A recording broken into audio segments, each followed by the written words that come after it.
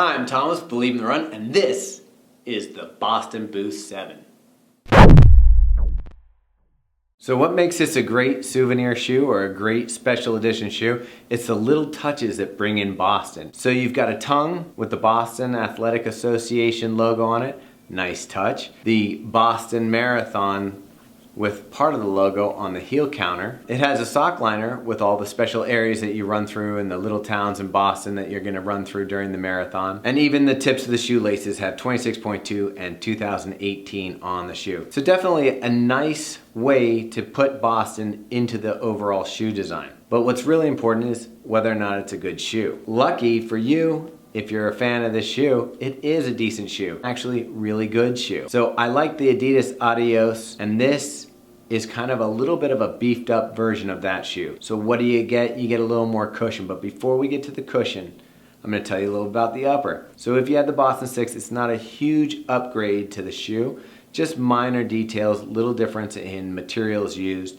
but you've got a 2-ply toe box or vamp that's very breathable, and you can see it's flexible. It's a little softer than some of the older versions, and they've softened up the Adidas cage over the arch. This isn't as rigid as it was in, say, the Boston 5. So that provides some stability and locks your foot in over your arch. It's airy in the back here, so they maintain that back part of the shoe with like a lot of breathability. And then you have a rigid heel counter that's gonna keep your foot in place. And did a nice job.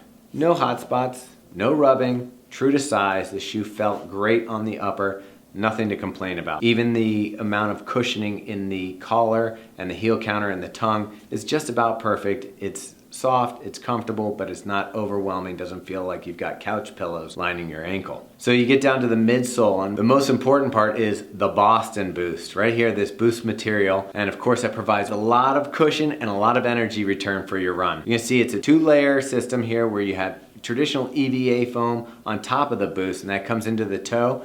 So it's gonna feel a little bit different on toe off. Some people have complained that it feels a little dead on the toe. I don't agree. I feel like the shoe runs really well. The cushioning provided just never breaks down, so you're gonna have a nice cushion ride. And to make it a little more stable, you've got the Adidas torsion system right here in the center of the shoe. You're gonna see now also you have the Continental rubber outsole, which provides excellent grip and durability. So between those things, you've got a shoe with a fair amount of cushion, a fair amount of energy return, and really good traction that doesn't break down. Great for the marathon distance, great for just general running. I ran slow speeds in it, I ran fast speeds in it. It can handle all my running.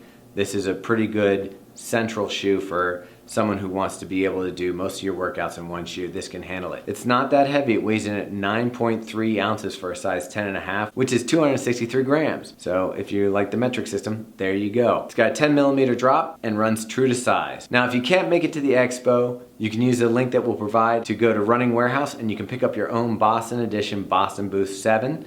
Or you can pick it up at the expo. Highly recommend this shoe if you want to compare it to something. Kind of rides a little bit like the Nike Epic React, but it's a little more rigid with that torsion control here and the amount of rubber on the bottom. It rides a little more rigid, but it still has that nice cushion with a pitch forward with the 10mm drop. So that's it, the Adidas Boston Boost 7.